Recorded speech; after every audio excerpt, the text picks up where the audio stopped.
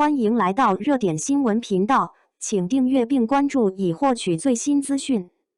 程毅听到网友说谢怀安能把程毅卖了，当场笑成一团，角色太聪明，演员都害怕。在今年热播剧《长安24季》中，程毅饰演的谢怀安以无武力、纯智商碾压全场，成为不少观众心中最聪明的古装男主。他看似温和，言行有理，实则暗藏深度心计，不靠武艺，不靠权势，只凭对人性的剖析与布局，就报了灭家之仇，还成功击退妄图入侵国土的铁墨人。谢怀安多智近妖，敌人还没走出第一步，他已经计划到第10步。敌人以为自己掌握主动权，但最终却是一步步走进他的谋局。很多观众感叹，这是这些年最不油腻、最聪明、最狠的男主，没有之一。狠在哪里？不仅对敌人狠，对自己更狠。他深知只要布局成功，自己便无生还可能。可为了长安百姓与家国安宁，他依然义无反顾，把自己的一条命当成棋盘上的最后一枚筹码。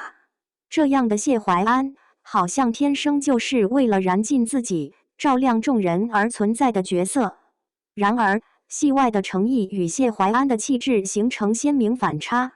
角色是冷静到近乎阴鸷，逻辑缜密到恐怖，程毅却常给人猛、直率的感觉。于是网友们一本正经调侃，谢怀安聪明的能把程毅卖了，还让程毅帮他数钱。没想到这句话被程毅本人听到了。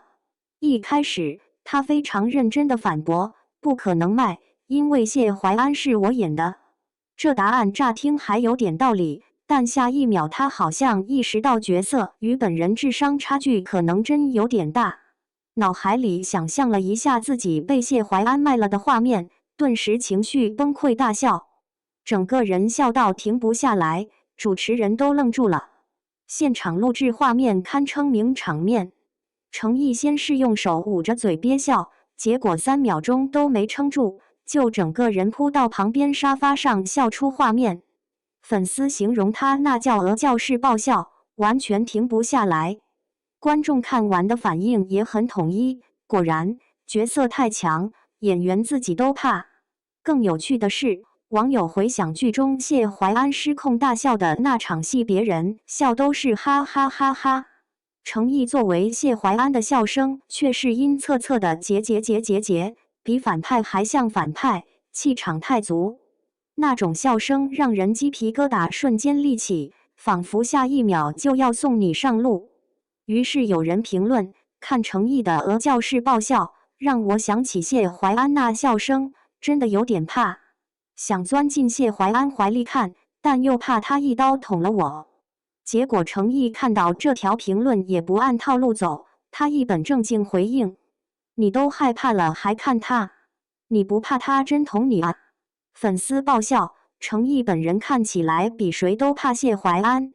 而压轴的网友金句依旧保持网友一贯的清醒又疯批。如果谢怀安真让我躺他怀里看，那就来吧。怀安大人，你想捅哪都可以。